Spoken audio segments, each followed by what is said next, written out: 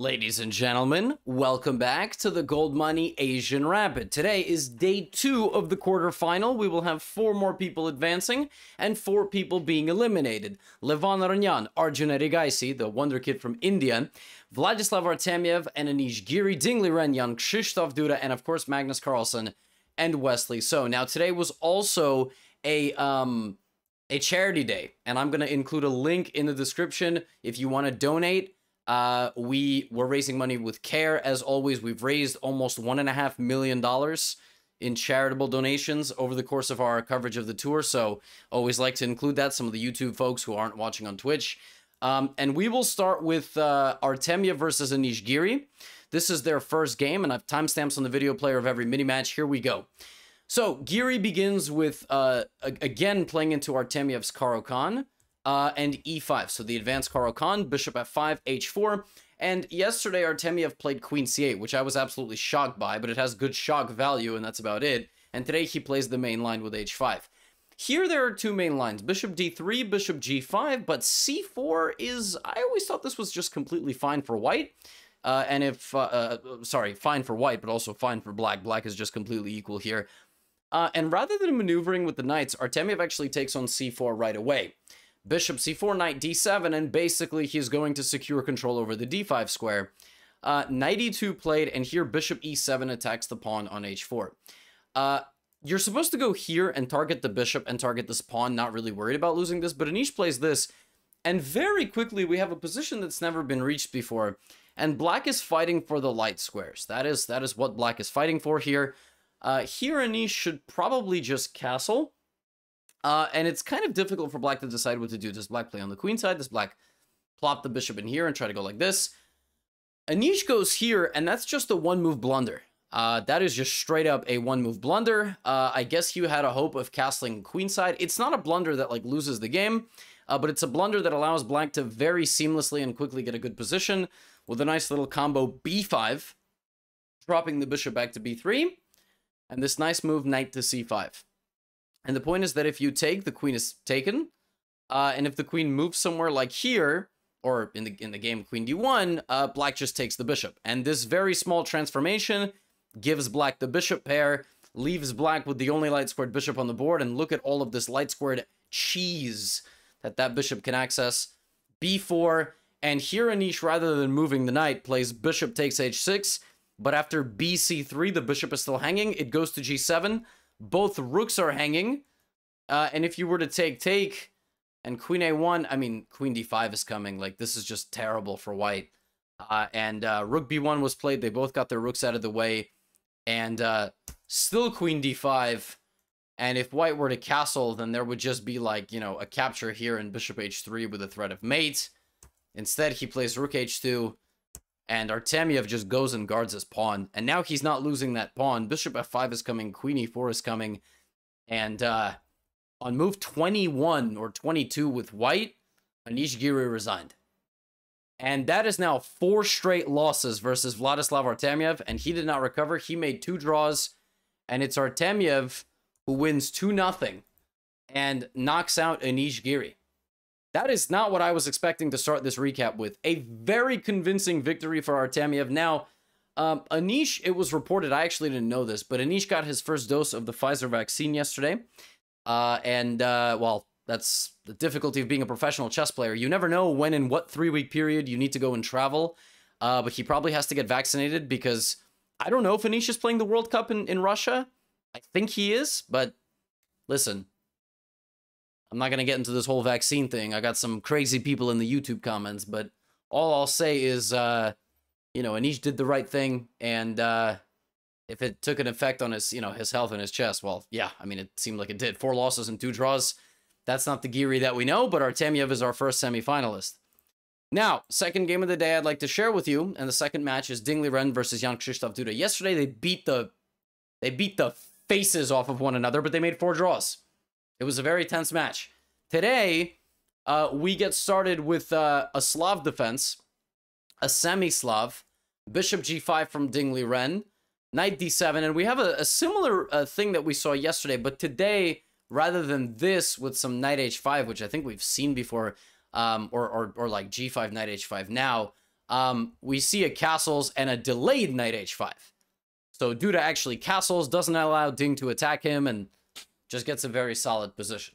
All right, now it's time for some chess. So Duda plays on the queen side, and really, like, plays on the queen side. Knight b6 and a5, stopping Ding from making some forward progress. So Ding turns his attention toward the middle, negating the queen side completely. Knight f3, knight e5, maybe g4, maybe f5, maybe e4 in the future. Let's see what he does. He plays knight f3 and he plays g4. So both of those things have been completed. But you'll notice that now this knight plops into e4. And it's not so easy to create an attack when you've got such a thorn in the position. Not to mention the fact that Duda is also counteracting the center and not allowing his opponent to move so easily. Knight h4, a4, bishop e4, d e4. And Duda's got a good position. Duda's kind of blocked up the center and not allowed Ding to really get mobilized. And now Ding plays a3 and is like, you know what, actually, what did... You guys see that? What is going on in my cursor? Why do I have... Oh, that was so weird. I had like a image attached. That was so strange. Anyway, bishop f7, f5, king h7, rook f2. And by the way, I should just say, like, if you guys saw nothing and that was just on my screen, I promise I'm not losing my mind. Just in case. I don't know. I'm recording right now. I haven't watched this live. So, knight c4. Duda just has this, again, this central blockade, doesn't really allow Ding to get forward, and is making progress on the queen side, because Ding neglected his queen side. And we had a moment where not too much was happening on the queen side, right up until Duda throws the haymaker. Knight takes b2. Look at that. And for the cost of a temporary knight sacrifice, he wins the only 2 pawns remaining on that queen side. There is no way for Ding to guard both pieces. So he plays rook c2, but, I mean, Duda could have gone here. He chose not to, but he could have. He actually decided to just go back, which was a mistake. Bishop b3 was the better move. And then the pawns went rolling. The pawns went rolling, and the machine was finding some way for white to hold this, but momentum was totally on Duda's side. He rolled through there, got his B pawn and his rook together. There was some way the machine was finding a way to hold it, but not anymore. And everybody swarms, and it doesn't even matter that Dingley ran up a knight, because this knight is not participating in the game at all. I mean, it's just not. It's Ben Simmons on offense in the 4th quarter. King slides back. You're pretty well protected. The one final trick here was this absolutely glorious move, rook a7. If that got played, I would have jumped out of my seat. The point is that if you play rook takes a7, I play this absurd move. You can't take, you lose your queen. You can't take my queen, you go here. Queen d5 would have been the defense. But instead, Ding just did this, and there is no mate. You're just not fast enough. So I will defend my back rank. And it was Duda winning with the black pieces to get us going, and he is up 1-0 in today's mini-match. Now, the second game they played was super long, and again, I want to make these recaps about 30-35 minutes. That's always my golden number. It was a very, very long game, and Ding actually struck back, which takes me to game number 3. So now the colors are the same as they were in game 1. Ding wins, it's all level, and this time we have the exact same thing, but queen a5. So now Duda's like, I'm going to change it up. I'm not going to play bishop e7. We're not going to get cd5, ed5. Queen a5, the Cambridge Springs variation, takes with the knight. Knight is out of the way. Knight c3 is a problem. So rook c1, h6 kicks the bishop out. Takes, bishop a3. You move the rook out of danger. Black plays b6 in order to try to castle. Wow. Completely not castle. Black plays b6 to try to develop the bishop. Jeez. What? Wrong word. Bishop a6 to try to trade. We trade, castles. All right, what the heck is going on? Who's better? White. White has an advantage. Why? More space. Good center control. This bishop is, I don't even know. This bishop, like, fell asleep drunk in an alley over here. Queen's not really doing too much. So Ding takes some space. Expands on the queen side a little bit. Queen c2. Brings his rook. Very simple chess. Duda gets out of there with the bishop because it's not doing anything. Little waiting move here. h3. And Duda strikes in the center with c5. Now, c5 is a very, very bad move. Duda should just sit and do nothing, which is easier said than done. And if he wanted to do something, he should have went for e5. The difference is that here, if white expands with d5, black plays e4. That's just the major difference. You get, again, that central thorn. Whereas after c5, d5 takes, And rook takes. The queen is completely disconnected from the board. Knight is under attack. You will never play this move. That's a terrible move, which will result in a irreparable damage to your pawn structure near your king. And so he has to go back to b8. And this just allows Ding to now ride down the middle of the board. See, instead of blocking the center, Duda opened everything up. And he took on c4, and Ding has no intentions of taking this pawn. He has intentions of taking another pawn. It is not the pawn protected by 3 pieces, resulting in the loss of a rook, people. It is this, kaboom, near the king, only guarded by the king. If you take this, I then shut down your king's escape with queen h7, which is a brutal move. And now that I don't let your king come back inside, like in Kingsman, right? That I made that reference a couple of videos ago, but you close the door, you walk to the door, you close the door, you say, manners maketh man, and then you beat the crap out of the king. Yeah, so that's what's going to happen here. Instead, queen a6, rook d6, and now you sacrifice again. You shred open the king's defenses, and you are rolling. Here, there is a crazy defense. I mean, sorry, crazy offensive move for white. And it looks like it's taking the pawn with check, except that completely gives away white's advantage. That's what Ding played.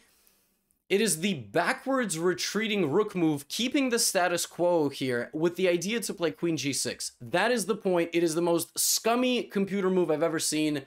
No, it's not that I've ever seen, but that's the idea. And instead, Ding did the human thing. But after this, white actually has no advantage. White has 2 pawns for the knight, and soon white will have 3 pawns when white ends up winning this, and that's exactly what white does. It takes a little bit of time, but I promise it's going to happen. There, it's happened. You've picked up that weak pawn. Now you got 3 extra pawns for a knight. You remember a couple of games ago, Ding had a knight that wasn't playing? Yeah, now Duda's got a knight that's not playing. This knight on b8 is not participating. And for the rest of the game, despite the computer going 0, 0, 0, 0, it's zeros, just take a draw, it's zeros. No, practically this is very difficult for black. And Ding now enters phase 2 of the game, which is don't trade rooks. Do not trade rooks until your pawns are very far advanced. Bring everybody. Do you notice how all his pawns and his king all get a turn together? Stop doing this thing in the endgame you do where you're like, my pawn's going to become a queen and my opponent's going to do nothing about it. And when you're like 800, they won't. They won't do anything about it. The pawn will go through and they'll go, oh, I forgot pawns become queens when they make it to the end of the board. So at this level, everybody gets a turn. You'll notice he's pushing everything together. Every piece, pawns, king, other pawn. Everybody gets a turn. Yes, the king rides off into the sunset. You kick the knight out. And here, rook to a6, although there would have been a really flashy rook e8. Here, f7. King e7, pawn takes queen. And you have another pawn, but instead he goes here. That's mate, so that's pretty good. And rook comes back, pawn up, and Ding Liren wins again, and not just a second time. He also won the next game. He won the next game, and it wasn't even close. Duda just malfunctioned out of the opening. So Duda strikes first, and Ding Liren says he didn't say anything. He just decided that he had had enough of the youngin, and let me put some dashes here. He wins 1.5 to half, and he actually moves on to play Artemiev. So that is our first semifinal matchup. So now we gotta take a look at Eddie Gaisi versus Levon Aronian. And let me just tell you something, okay? Let me just tell you something. This was a crazy matchup. Yesterday, they both got a win. Today, they made 4 draws in the rapid. So it was 2-2, which means they now have to play 2 games of blitz. Eddie Gaisi has gone the distance with the #1 seed in this event, who's dominated. Aronian has like the 5th highest rating in the history of chess, like 2830 or something. And this kid, Eddie Gaisi, became a GM like a couple of years ago. So this is the first blitz game. It's d4, and it's a very calm queen's pawn. You'll notice that he delays the move c4 until now, but he allows black to play whatever the heck this is, like an anti-Kali reverse London. And Aronian goes for immediate justification of this queen position with this bishop here. Gonna have some trades. Takes, this move, and f3. And he plays f3 because if he goes gobbling, this is too dangerous for white. You're negating your development completely. f3 is a nice move. It actually kicks out the knight and the bishop. In the future, you can play g4, or you can just use the pawn as a thorn. You can finish your development. And Eddie Geisy here can sit back and try to do nothing. He chooses to do something, though, which is trade queens and guard his pawn. The problem for him is that after this move c5, queen a5 maintains a degree of pressure on his pawns. And so he chooses to take, but that undoubles Levon's structure. So that really only helped Levon. And after h6, bishop a3, it's clear that white is kind of dominating the queen side. But the question for white is, like, what next? Do you take? Do you push? What do? You can't go rook b1 because that hangs a rook, so don't do that. He plays c6, rook c1, rook b6, and rook b8.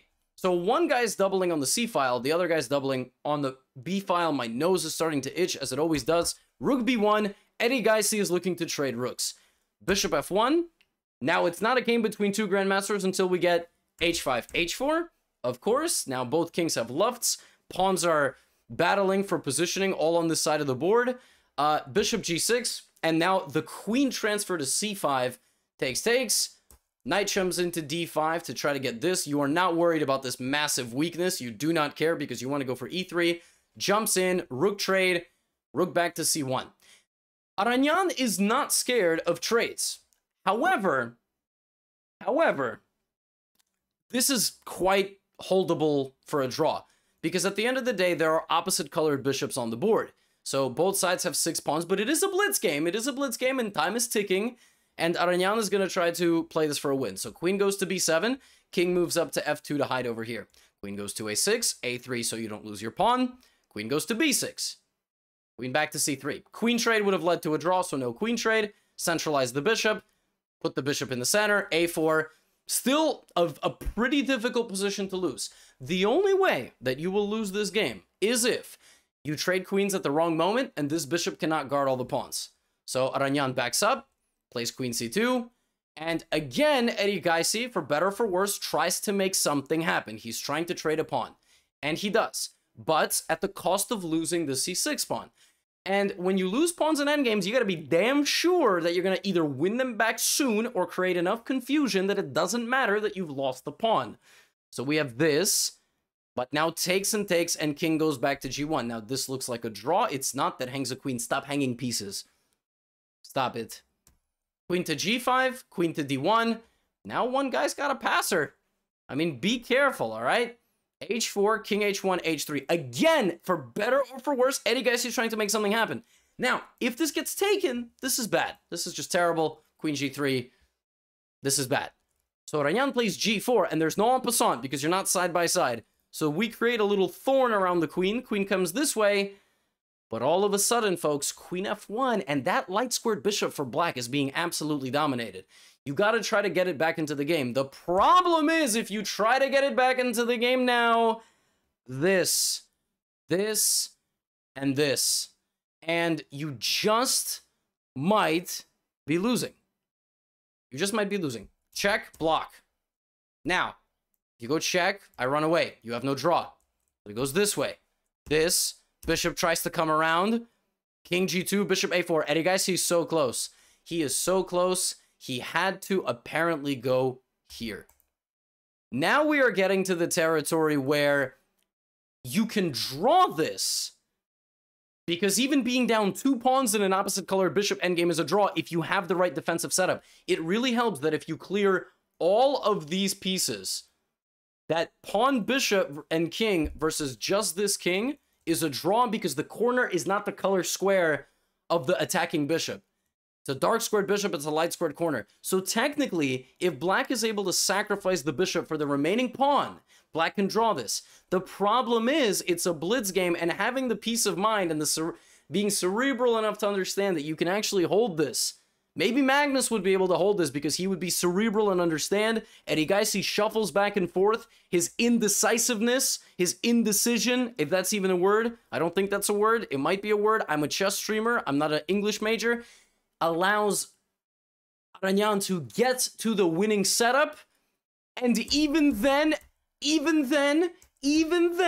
right at this moment, instead of king f7, if Eddie Geisy had played g5, not letting the pawns connect to each other, isolating this pawn on the same color square as the bishop. This was a draw. G5 is a draw. On move 62 of their first blitz game, the 9th game between these two, if Erigaisi had found this move, he would have held. But instead, he shuffled back, and he was just too indecisive in the endgame. He allowed this, and now the game is over.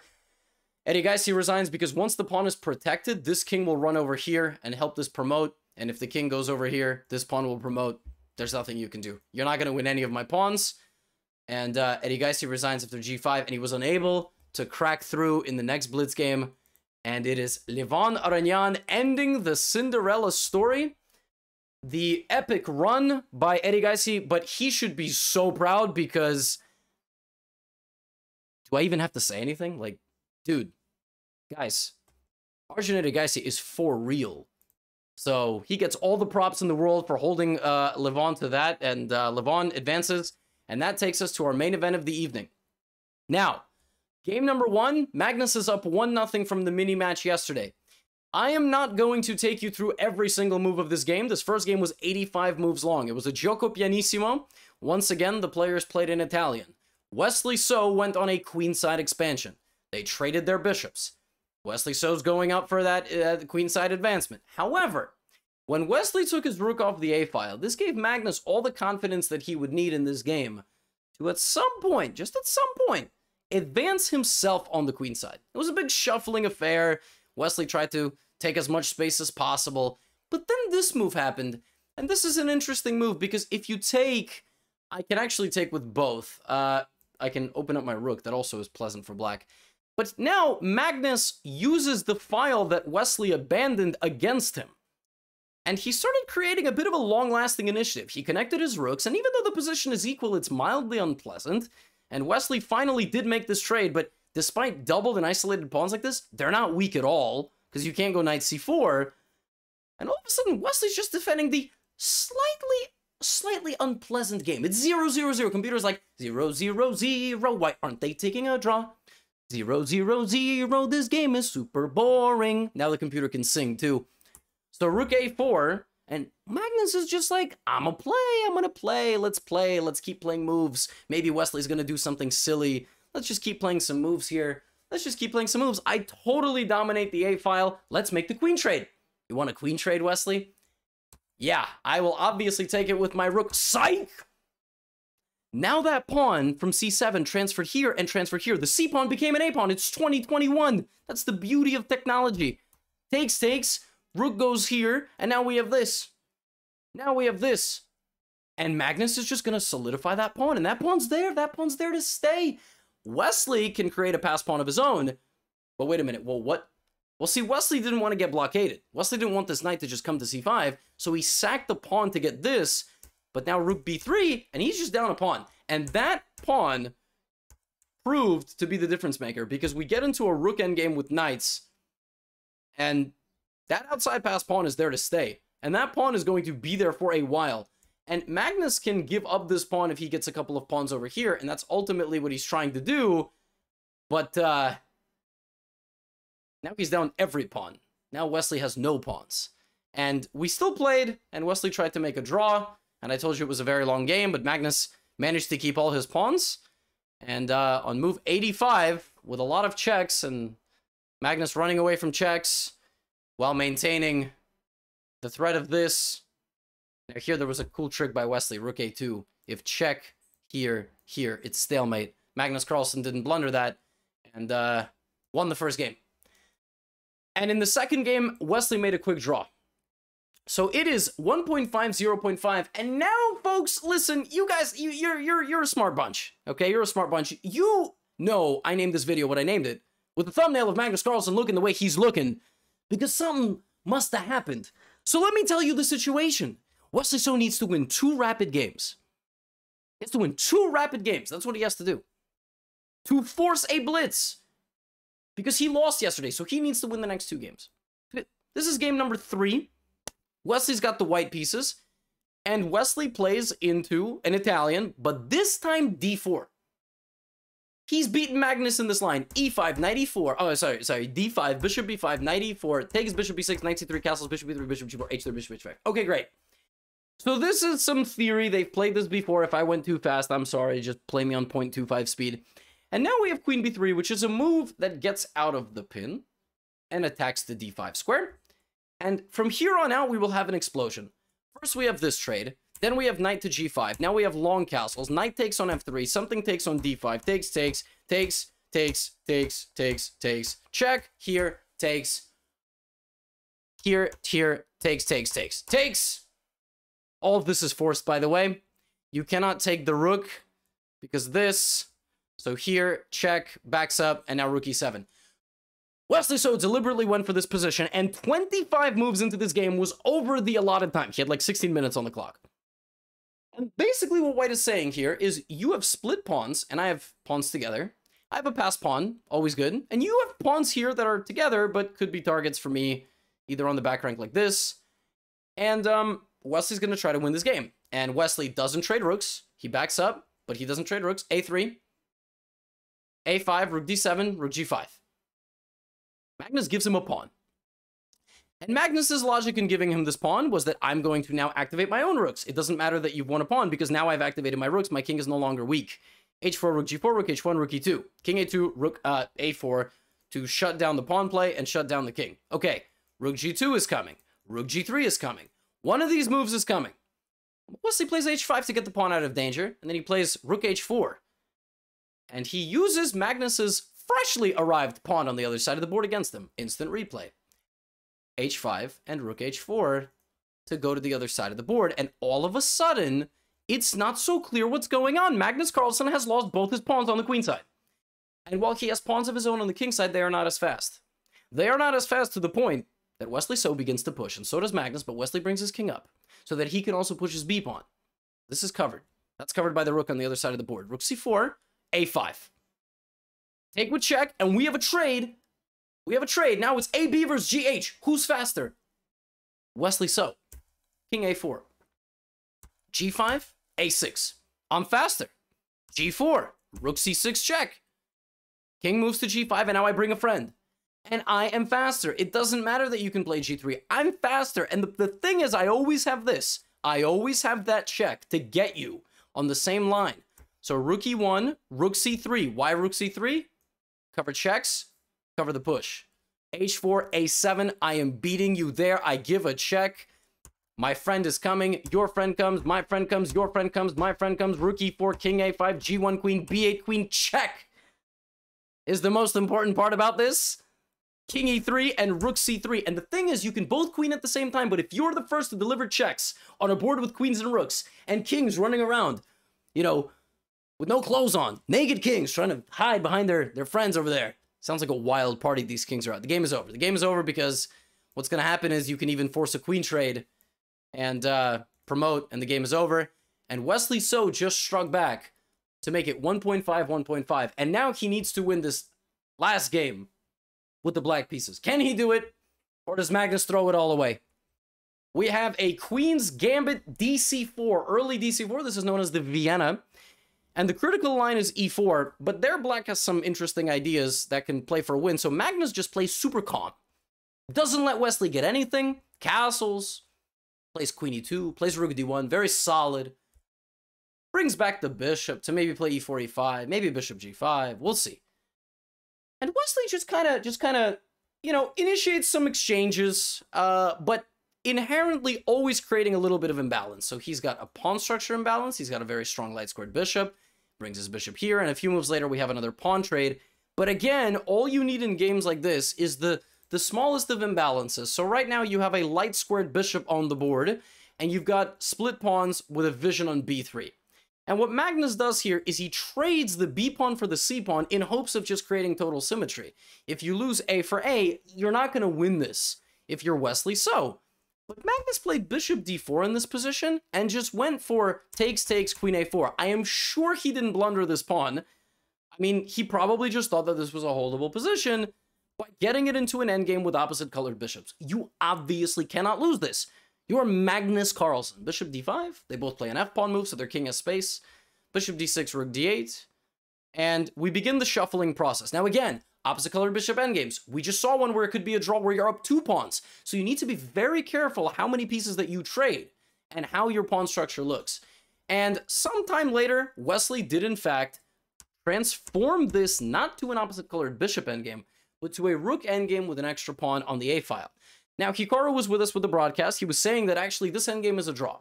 This endgame is a draw. It's virtually impossible to win.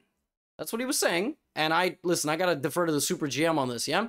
So they lock the structure of pawns on that side of the board. Now, the person defending puts the rook behind the pawn or in front of the pawn, depending on whatever you want to say, but so that the pawn cannot just push to become a queen. You don't want to stand with the pawn coming down. You want to stand, take the pawn from the other side. And now we bring the kings. Here come the kings. Some checks. The kings, the kings, the kings. Here come the kings. Black is pushing the pawn. Is black going to push the pawn? Black pushes the pawn. Transformation in the center. You might argue that Magnus shouldn't have played f4, but he's going to run out of moves. So we have a transformation. The structure over there gets locked. I just spit. I was so excited. Just spit on my microphone. It's terrible. Terribly unhygienic. A2, king g2. Now, why king g2? When you have a situation like this, the black rook cannot move anywhere unless it is a check or there is the loss of a pawn coming. Because if I just play rook b1, rook a2, that's really bad. So king g2 prevents that from happening. And you cannot run toward the pawn because there's a very famous trap of giving the little wrap around to the king, which is slang for something a little bit dirty, I'm pretty sure, but in this case, you would just be losing a rook. So king h2, and now he has to win the e-pawn for the a-pawn, and Magnus is still defending. He's only a pawn down in a rook endgame. That should be a very effortless draw. Should be a pretty straightforward draw, but in this position, apparently king g3 allows check with tempo, and for the pawn to push, and for the king to win a move, you're going to see the king to show up on f5, you chuck the g-pawn, and you just invest fully in e-pawn industries. e3 on the board, king to e4 is coming, king to d3, very important move, king c2. Do not get in the way of your pawn. Do not get in the way of your pawn. Check, king d2. If check, king e1. Don't block your pawn. Make sure your pawn always has forward mobility. So important. And he plays rook e7, king d2, check and king e1, and now the king outflanks. Well, actually, they repeat moves e2. And yes, you can get this, but the rook comes to the e-file. And Wesley So, 2 games in a row now, has clutched it out versus Magnus Carlsen. He won this in a rook and queen, rook and pawn endgame with shuffling pieces. This is a rook and pawn endgame, and Wesley So, ladies and gentlemen, has stormed back from the depths of hell to defeat Magnus Carlsen 2 games in a row and tie the mini match 1-1 in the rapid portion. Rapid portion all square. We go to the first game of the Blitz. Magnus Carlsen just threw away a golden opportunity, up 1-0 in the mini match, up 1-0 with 2 rapid games to go. And here's Magnus. He plays another English with g3. We saw him play a3. We saw him play d3. We saw him play g3. d5 takes. The players both castle and let the fun begin. White plays d3 to open up the dark square bishop. Black plays h6, preventing anything from coming to g5. We have a trade. The knight wraps back to d2. The queen moves out of the way. The knight comes to c4. Couple of ways of playing this position. a3, b4 is one of them. Bishop to e3. Rook to c1 is another one.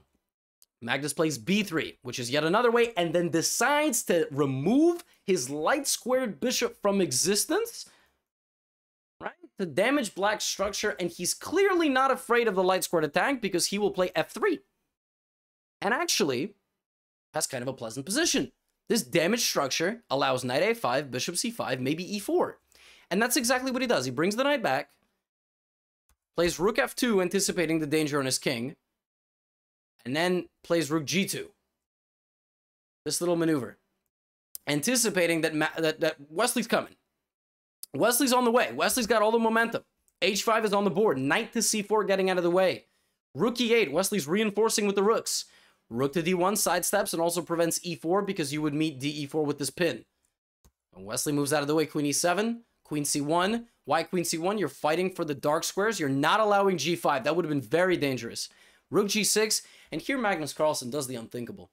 In the middle of this pandemonium, with the bishops fighting, jostling with the knights and the bishop in the center of the board, Wesley about to rain an avalanche, just rain fire on this side of the board, Magnus Carlsen The absolute savage plays bishop takes a7, wandering off to the other side of the Forbidden Forest to take a bite of the apple. Let's have some fun. Wesley plays e4 to break things open in the center. Takes, we lock it up, but here comes Wesley with e3. The bishop hits the rook, and it's absolutely trapped. Magnus Carlsen counterattacks, familiar with the concepts of danger levels. Knight to e5 hits the rook on g6. Bishop to d2 counterattacks the queen. Queen to c2 moves out of the way to hit the rook again. Rook moves out of the way. Queen flies in. Wesley, go ahead and take my rook. I don't care. That's your only attacking piece. This is nonsense. Neither of these pieces are doing anything. My knight is super strong. My bishop is going to come back. I'm going to take on h5. I'm going to have 2 pawns for the rook. I'm going to play knight g6 and queen h8. King takes g2. Wesley doesn't take. He plays rook f8, giving away a second pawn, and sacrifices to transform the game into this endgame, where he is a pawn down, but has a passed e-pawn. But do you know who else has a passed e-pawn? Magnus Carlsen, who plays pawn to e6. Bishop comes back. Rook mobilizes to hit the bishop. Bishop gets out of the way. Rook behind the pawn. Not just rook behind his own pawn. Rook behind the enemy pawn. Rook's got both eyes on both. c5, a4. King f8, rook e5 to hit the c5 pawn. And Magnus ends up taking on e3. Wesley blunders in the time scramble. All Magnus has to do is safeguard his king and pick up the pawn safely. Now he's up 3 pawns in a rook and bishop endgame, and he ends it brutally by hunting down the bishop and the king. And a backwards bishop move to get bishop g5. And the madman actually did it. Wesley was unable to win the second blitz game, and it is Magnus Carlsen who wins 1.5.5 despite throwing it in the rapid. He said afterward he actually wasn't too frustrated. He felt like Wesley played quite well in the final 2 rapid games, and Magnus was happy to stabilize. But the perfect throw. And why I called it that? Because he made it as dramatic as possible. All sportsmen need to make the game as dramatic as possible. The basketball team is up by 15 points. They cut it to 1, but they still win. The perfect throw. The man understands that he has to do it for content. He has to do it for content, but he emerges on top. He will play against Arjun Aronian tomorrow in the semifinals. Ding Liren versus Vladislav Artemiev. And if you'd like to donate to the charity, the link is in the description. As always, pleasure to make these for you. Hope the energy was good if you made it this far. Do leave a comment, get involved in the comments, and I will see you tomorrow for the semis. Peace out. Get out of here.